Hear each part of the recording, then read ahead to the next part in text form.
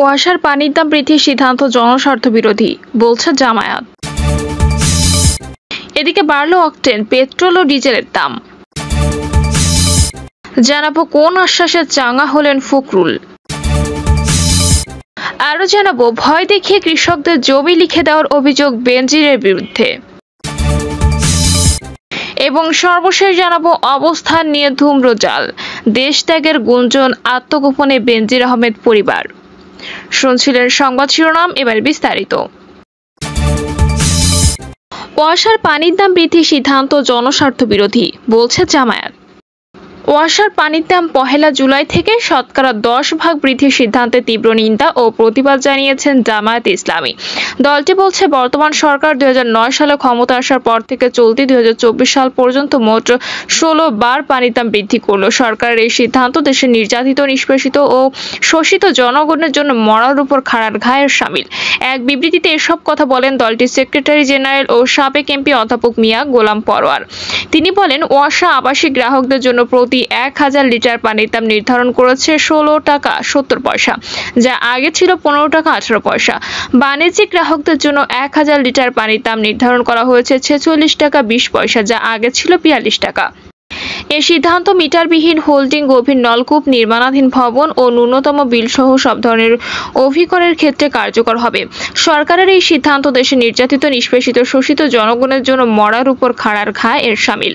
তিনি বলেন, সরকার চাল, ডাল, আটা, তেল, চিনি সহ নিত্য প্রয়োজনীয় দ্রব্যের মূল্য বৃদ্ধি করে দেশের জনগণকে কষ্ট দিচ্ছে। এবার ওয়াসার পানির দাম বৃদ্ধি করে দেশের মানুষের দুর্ভোগ আরেক ধাপ বৃদ্ধির ব্যবস্থা করেছে। তিনি আরো বলেন, বর্তমান সরকার ক্ষমতা এসে দুর্নীতি ও লুটপাট, অর্থ পাচার করে দেশের অর্থনীতিকে প্রায় ধ্বংস করে দিয়েছে। এখন দেশ চলতে পারছে না, তাই নিজেদের স্বার্থ রক্ষার জন্য পানির দাম বৃদ্ধি করে জনগণকে কষ্ট দিয়ে নিজেদের স্বৈরাচারী দুঃশাসন টিকিয়ে রাখার অপচেষ্টা চালাচ্ছে। এই অবস্থায় কোনো দেশ চলতে পারে না। বাড়ল অকটেন, পেট্রোল ও ডিজেলের দাম। বিশ্ববাজারের সঙ্গে সামঞ্জস্য রেখে স্বয়ংক্রিয় ফর্মুলার আলোকে প্রতি মাসে জ্বালানি তেলের নতুন মূল্য সমন্বয় করছে সরকারি দফায় অকটেনের দাম 131 টাকা, পেট্রোলের দাম 127 টাকা ও ডিজেলের দাম 107 টাকা 75 পয়সা নির্ধারণ করা হয়েছে। প্রজ্ঞাপনে জানানো হয়, প্রাইসিং ফর্মুলার আলোকে ভোক্তা পর্যায়ে ডিজেল ও কেরোসিনের বিদ্যমান মূল্য 107 টাকা থেকে 0.75 টাকা বৃদ্ধি করে 107.75 টাকা, পেট্রোলের বিদ্যমান মূল্য 124.50 টাকা থেকে 2.50 টাকা বাড়িয়ে 127 টাকা এবং অকটেনের বিদ্যমান মূল্য 128.50 টাকা থেকে 2.50 টাকা বৃদ্ধি করে 131 টাকা নির্ধারণ করা হয়েছে। সমন্বয়কৃত এই মূল্য 1 জুন থেকে কার্যকর হবে। উল্লেখ্য, বিশ্ববাজারে জ্বালানি তেলের মূল্য কিছুটা হ্রাস পেলেও মার্কিন ডলারের বিপরীতে টাকার অবমূল্যায়নের কারণে এ মূল্য সমন্বয় করতে হয়েছে। কোন আশ্বাসে চাঙ্গা হলেন ফখরুল। মির্জা ফখরুল ইসলাম আলমগীর বিএনপির মহাসচিব দীর্ঘদিন ধরে মহাসচিবের দায়িত্ব পালন করছেন। বিশেষ করে 2018 পর থেকে তিনি বিএনপির কেন্দ্রবিন্দুতে পরিণত হয়েছেন। বেগম খালেদা জিয়া গ্রেপ্তার এবং তারেক জিয়ার বিদেশে অবস্থানের কারণে বিএনপির মূল চালিকা শক্তি হিসেবে মনে করা হয় মির্জা ফখরুল ইসলাম আলমগীরকে।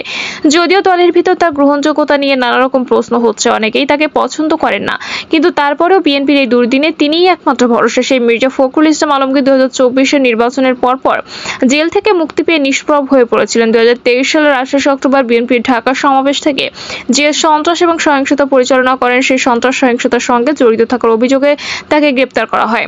দীর্ঘ কয়েক মাস কারান্তরীণ থাকার পর এবছর নির্বাচনের পরে তিনি জামিনে মুক্তি পান। তার বিরুদ্ধে একাধিক মামলা রয়েছে। মুক্তি পাওয়ার পর এক ধরনের নীরবতা এবং নিস্তব্ধতা নেমে আসে ফখরুলের রাজনৈতিক জীবনে। তিনি বেগম খালেদা জিয়ার সঙ্গে সাক্ষাৎ করেন এবং দলের মহাসচিব হিসেবে থাকতে তার অনাগ্রহের কথা জানান। পাশাপাশি এই সময় তিনি তারেক জিয়ার সঙ্গে তার ভবিষ্যৎ পরিকল্পনার কথা জানান। সবকিছু মিলিয়ে মির্জা ফখরুল ইসলাম আলমগীর বিএনপির মহাসচিব আর থাকতে চান না, এমন একটি বার্তা সব জায়গায় অনুরণিত হয়েছিল। আবার এই সময় রাজনীতির প্রতি তার এক ধরনের অনীহা দেখা যায়। তিনি জেল থেকে বেরিয়ে সিঙ্গাপুরে যান চিকিৎসার জন্য, সেখান থেকে ফিরে আবার সৌদি আরবে যান ওমরা পালন করতে হবে। সবকিছু মিলিয়ে মির্জা ফখরুলের রাজনৈতিক জীবনের সমাপ্তি দেখছিলেন অনেকেই, কিন্তু সেই মির্জা ফখরুল ইসলাম আলমগীর গত কিছুদিন ধরে আবার চাঙ্গা হয়ে উঠেছেন। বিশেষ করে এখন তাকে প্রতিদিন সরব দেখা যাচ্ছে। বিভিন্ন অনুষ্ঠানে তিনি অংশগ্রহণ করছেন এবং সরকারের বিরুদ্ধে বেশ জোরে সোরে নতুন করে কথাবার্তা বলা শুরু করেছেন। প্রশ্ন উঠেছে, হতাশ মির্জা ফখরুল ইসলাম আলমগীর যিনি রাজনীতি ছাড়তে চেয়েছিলেন তিনি কিভাবে বা চাঙ্গা হলেন? এই উত্তরে অনেকে বলছেন যে মির্জা ফখরুল ইসলাম আলমগীরকে আশ্বস্ত করা হয়েছে যে তিনি মূলত দল চালাবেন, তারেক জিয়ার একক সিদ্ধান্তে দল চলবে না, বরং অনেক ব্যাপারে মির্জা ফখরুল ইসলাম আলমগীর স্বতন্ত্র এবং স্বাধীনভাবে সিদ্ধান্ত গ্রহণ করতে পারবেন, আর দলে তার ক্ষমতাও বাড়ানো হয়েছে বলে বিভিন্ন বিএনপি নেতা নিশ্চিত করেছেন। আর এই সমস্ত বাস্তবতার কারণে মির্জা ফখরুল ইসলাম আলমগীর আবার নতুন করে চাঙ্গা হয়েছেন বলে কেউ কেউ মনে করে। তবে বিএনপির নেতারা এই ধরনের বক্তব্যের সঙ্গে একমত নন। তারা মনে করেন যে সাম্প্রতিক রাজনৈতিক বাস্তবতা মির্জা ফখরুল ইসলাম আলমগীরকে উজ্জীবিত করেছেন। 28 অক্টোবরের পর থেকে 7 জানুয়ারি নির্বাচন পর্যন্ত ঘটনাপ্রবাহ বিএনপির জন্য ছিল হতাশাজনক, আর এই কারণে মির্জা ফখরুলও আর 10 জন নেতার মতো হতাশাগ্রস্ত হয়ে পড়েছিল, কারণ তিনি রক্ত মাংসের মানুষ।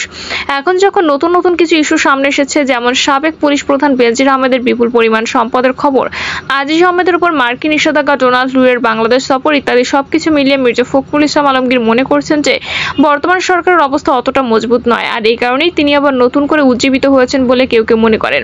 তবে বিভিন্ন সূত্র থেকে প্রাপ্ত খবরে জানা গেছে মির্জা ফখরুল ইসলাম আলমগীরের উজ্জীবিত হওয়ার প্রধান কারণ হলো দলের নেতৃত্ব শূন্যতা। বিএনপির অন্যান্য নেতারা এখন গুটিয়ে গেছেন কাজে, মির্জা ফখরুল ইসলাম আলমগীর উপায়হীন হয়ে দলের হাল ধরে আছেন। ভয় দেখিয়ে কৃষকদের জমি লিখে নেওয়ার অভিযোগ বেনজিরের বিরুদ্ধে। মুখ খুলতে শুরু করেছে সাবেক পুলিশ প্রধান বেনজির আহমেদের নির্যাতনের শিকার সাধারণ মানুষ। দুদকের আবেদনের প্রেক্ষিতে আদালতের নির্দেশে সম্পত্তি ক্রয়ের খবরে স্বস্তি ফিরলেও কাটেনি জমির মালিকদের আতঙ্ক। জমি লিখে না দেওয়ায় হামলায় শিকারও হয়েছেন অনেকে। মাদারীপুরের রাজৈরে 2 বছরে 113টি দলিলের সম্পত্তির সবগুলোই ফসলি জমি কিনেছেন বেনজিরের পরিবার। জোরপূর্বক ভয়ভীতি দেখিয়ে জমি কিনে নেওয়াকে ফৌজদারি অপরাধ বলেছে বিশ্লেষকরা। এ ঘটনায় বিচার দাবির পাশাপাশি কৃষকের ফসলি জমি ফিরিয়ে দেওয়ার দাবি আইনজীবীদের। দুর্নীতি দমন কমিশনের আবেদনের পরিপ্রেক্ষিতে ঢাকা মহানগর দায়রা জজ আদালতের বিচারক রাজৈর ও শিবচর সম্পত্তি ক্রয়ের নির্দেশ দিয়েছেন। গোপালগঞ্জ ও মাদারীপুরের সীমান্তবর্তী রাজৈর উপজেলা এই এলাকায় অধিকাংশ ফসলি জমি দখলে নিয়েছে সাবেক পুলিশ প্রধান বেনজির আহমেদের মধ্যে 2021 সালের জানুয়ারি থেকে 2022 আগস্ট পর্যন্ত 113টি দলিল হয়েছে। এর সবগুলোই বেনজির আহমেদের স্ত্রী জিশান মির্জার নামে। প্রায় 90 একর জমি কেনার টাকা যোগান দিতে দুর্নীতি হয়েছে কিনা সম্প্রতি দুদকের আবেদনের প্রেক্ষিতে সবগুলো দলিলের সম্পত্তি ক্রয়ের নির্দেশ দেন আদালত।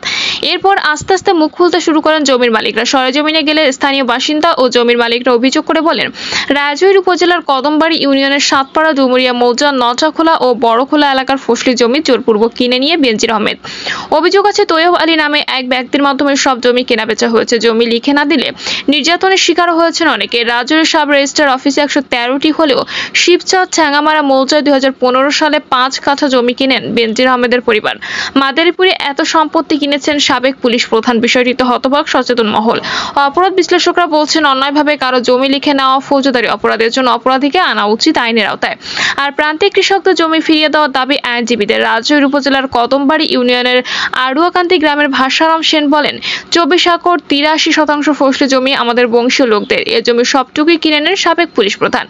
বিঘা প্রতি 3.5 লাখ টাকা দিয়েছেন। প্রায় 2 বছর আগে ভয়ভীতি দেখিয়ে জমি নেন বেনজির আহমেদ ও তার পরিবার। প্রথমে 4 দিক থেকে জমি কিনে নেন তিনি। সাতপাড় ডুমুরিয়া গ্রামের সরস্বতী রায় নামে 70 বছরের এক বৃদ্ধা বলেন, আমরা জমি দিতে চাইনি, ভয় দেখিয়ে জমি লিখে নেন বেনজির আহমেদ। এই জমিতে আমাদের ফসল হতো, সেই জমি লিখে নেওয়ায় আমাদের চাষাবাদ করার আর কোনো সুযোগ নেই। এই ফসলি জমিটুকু অনেক কষ্টে ধরে রাখছিলাম, কিন্তু সেটা আর শেষ রক্ষা হলো না। বড়খোলা গ্রামের বাসিন্দা রসময় বিশ্বাস বলেন, সাবেক পুলিশ প্রধান আমাদের কাছ থেকে 32% জমি নিয়েছেন, তার পরিবারের নামে কবলা দিয়েছেন। কদমবাড়ির সুখদেব বালার ছেলে অমল বালা বলেন, আমাদের হুমকি থামকি দিয়েছেন বেনজির আহমেদ।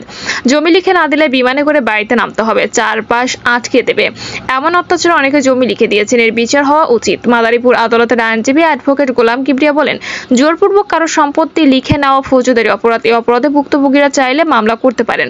আর সাবেক পুলিশ প্রধানের পরিবারের নামে এত সম্পত্তি কেনা নজিরবিহীন। এই ঘটনায় দলিল গ্রহীতাদেরও আইনের আওতায় আনা হোক। এছাড়া প্রান্তিক কৃষকদের জমি তাদের ফিরিয়ে দেওয়া হোক। বিশ্লেষণ সামাজিক আন্দোলন নির্বাহী পরিচালক অ্যাডভোকেট জহিরুল ইসলাম খান বলেন, সাবেক আইনজীবীর বাড়ি গোপালগঞ্জে, কিন্তু মাদারীপুর জেলায় বিপুল পরিমাণে সম্পত্তি কেনা মাদারীপুর জেলাবাসীকে অবাক করেছে। জমির মূল্য দিলেও কাউকে ভয় দেখে ফসলি জমি লিখে নেওয়া চরম অন্যায় কাজ, এর বিচার হওয়া উচিত। অবস্থান নিয়ে ধূম্রজাল, দেশ ত্যাগের গুঞ্জন, আত্মগোপনে বেনজির আহমেদ পরিবার। পুলিশের সাবেক মহাপরিদর্শক বেনজির আহমেদ ও তার পরিবারের সদস্যদের প্রকাশ্যে দেখা যাচ্ছে না। গুলশানের র্যাঙ্কন আইকন টাওয়ারের বাসায়ও নেই তারা। ব্যবসা প্রতিষ্ঠানের অফিসিয়াল যাতায়াত নেই। দুদকের তলবি নোটিশও সরাসরি তাদের হাতে পৌঁছাতে পারেনি অনুসন্ধান টিম। নোটিশ দেওয়া হয়েছে তার অফিসে কর্মরত কর্মীর হাতে। এই অবস্থান তাদের অবস্থায় নিয়ে সৃষ্টি হয়েছে ধূম্রজাল। তারা এখন কোথায় আছে তা নিশ্চিত করতে পারছেন না দুদক কিংবা আইন শৃঙ্খলা বাহিনীর কেউ। তাদের এই আত্মগোপন রহস্যের সৃষ্টি করেছে তার ঘনিষ্ঠদের দাবি যে চিকিৎসাজনিত কারণে পরিবার নিয়ে বিদেশে অবস্থান করেছেন বেনজির। তবে তার দেশ ত্যাগের বিষয়টি সরকারি কোনো সূত্র নিশ্চিত করেনি। পুলিশের একটি সূত্র বলেছে তিনি দেশে আছেন। সামাজিক লোকলজ্জার ভয়ে পরিবারের কেউ প্রকাশ্যে আসছে না। 6 ও 9 জুন বেনজির ও তার স্ত্রী সন্তানদের দুদক হাজিরার দিন ধার্য আছে। আর বেনজির পরিবারের দেশ ত্যাগের নিষেধাজ্ঞার চেয়ে আবেদন করেছেন সুপ্রিম কোর্টের আইনজীবী ব্যারিস্টার ওমর ফারুক। দেশ বিদেশে বেনজিরের সম্পদের অনুসন্ধান করতে গিয়ে দুর্নীতি দমন কমিশন কর্মকর্তাদের বিস্ময় বাড়ছে। প্রিয় দর্শক, এই ছিল এখনকার সর্বশেষ সংবাদ। আপডেট সব সংবাদ পেতে চ্যানেলটি সাবস্ক্রাইব করে বেল আইকনটি ক্লিক করে রাখুন।